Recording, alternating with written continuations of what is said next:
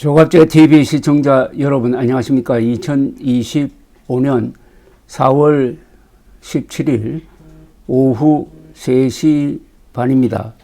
더불어민주당 대선 경선에 출마한 이재명 후보가 오늘 대한민국 균형발전의 심장 충청을 행정과학수도로 만들겠다면서 임기 내 국회 세종의사당과 대통령 세종집무실을 건립하겠다고 했습니다. 다만 이 후보 캠프 측은 향후 집권할 경우 집무실을 어느 곳으로 할지에 대해서는 결정하지 않았다고 했습니다. 강훈식 민주당 의원은 캠프 총괄 본부장을 맡고 있는데 용산 대통령실에 들어갈지 말지 등에 대해 정한 건 없다. 고민이 많이 되고 최대한 많은 의견을 들으려고 한다고 했습니다. 한편 홍준표 전 대구시장 현재 국민의힘 대통령 후보 경선에 나온 분은 이런 이야기를 했네요. 청와대는 국격과 나라의 상징이다. 대통령은 청와대로 복귀해야 한다고 딱 부러지게 이야기를 했습니다. 자, 이렇게 드디어 윤석열의 바보짓이 이제 파탄을 부르기 시작을 했습니다. 윤석열의 바보짓이라는 것은 윤석열 전 대통령이 취임하기도 전에 아무런 법적 권한이 없는 대통령 당선인 시절에 나는 청와대에 안 들어가겠다. 나는 국방부로 들어가겠다. 라고 점을 찍고는 2달 안으로 방빼하면서 국방부로 들어가서 거기에 대통령실을 만들고 동시에 관저는 저 한남동에 있던 외교부 장관 관저를 딱 찍어가지고 나가 하고 또 거기로 들어가고 해서 역대 대통령 중에 처음으로 출퇴근하는 사람이 되어가지고 여러 가지 민폐를 끼치고 어떤 이유인지 모르겠으나 아침에 제대로 출근도 하지 않고 이렇게 세월을 보내다가 결국은 의료대란 일으키고 계엄 사태 일으키더니 자멸을 해가지고 이제는 자기 집으로 돌아가 버리고 말았습니다. 이 운명의 어떤 장난이라고 할까요? 이게 또 한 바퀴 도니까 이제는 이재명 후보까지 나와가지고 대통령 집무실을 세종시에 건립하겠다. 이건 원래 계획이 돼 있었어요. 건립하겠다고 하면서 은근히 세종시로 국회를 옮기겠다. 국회 옮기겠다는 이야기는 뭐 한동훈 비상대책위원장도 작년 총선을 앞두고 한 적이 있습니다. 그러면서 은근히 수도를 세종시로 옮길 것 같은 지금 제스처를 쓰고 있습니다. 그러면서 아직도 확정된 것이 없다. 이렇게 이야기를 하고 있습니다. 이 국가의 중심을 지금 흔들고 있습니다. 축구를 할 때는 골대가 고정되어 있어야 되는 것 아닙니까?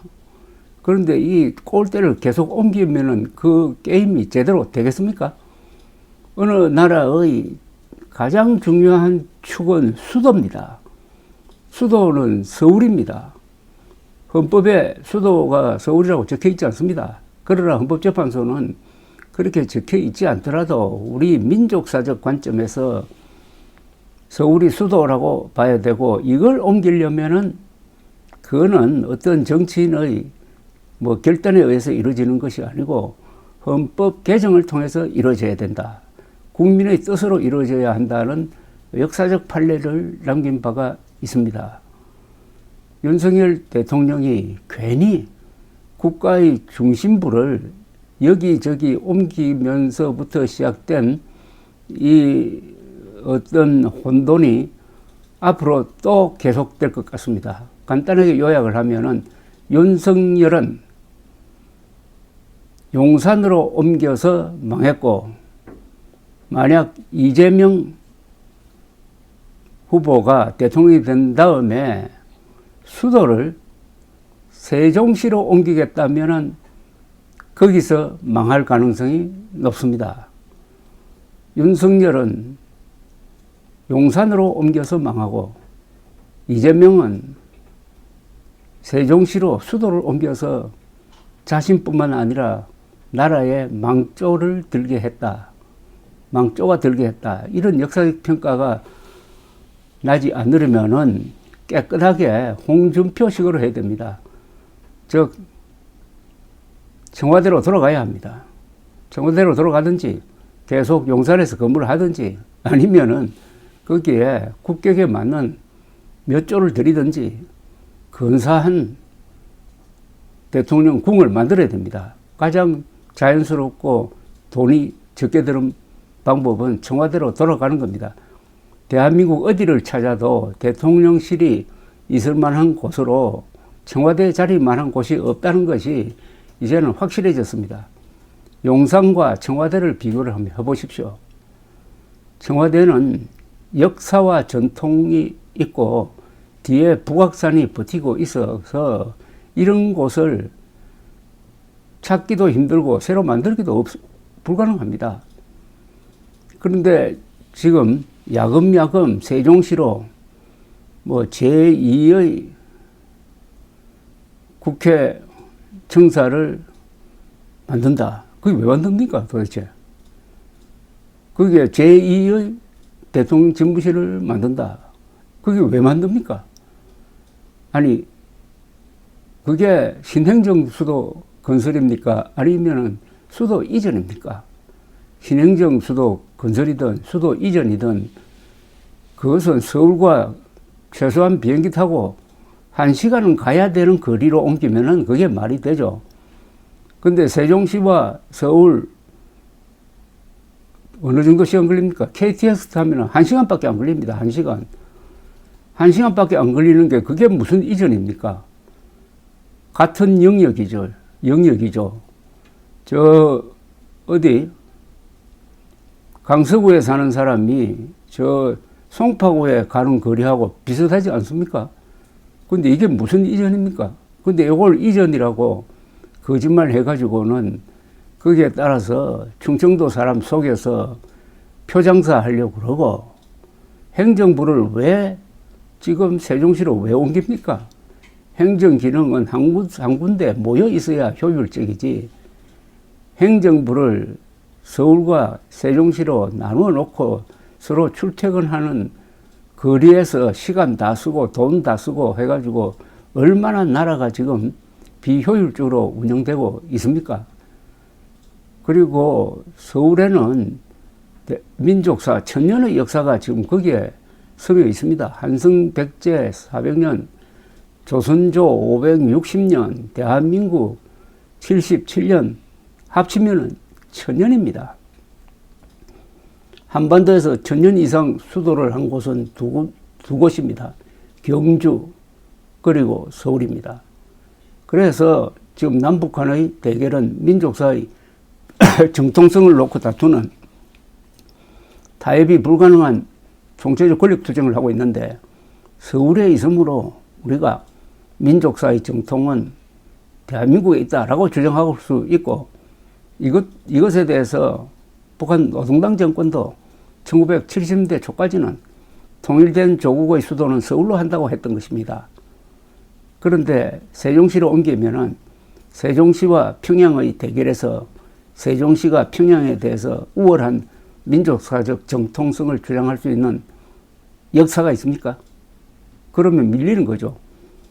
역사 전쟁에서 밀리면은 이념 전쟁에서 이겨도 결국은 지고 마는 겁니다. 수도 서울을 포기하겠다는 생각을 가진 자는 한반도에서는 김일성 세력밖에 없습니다.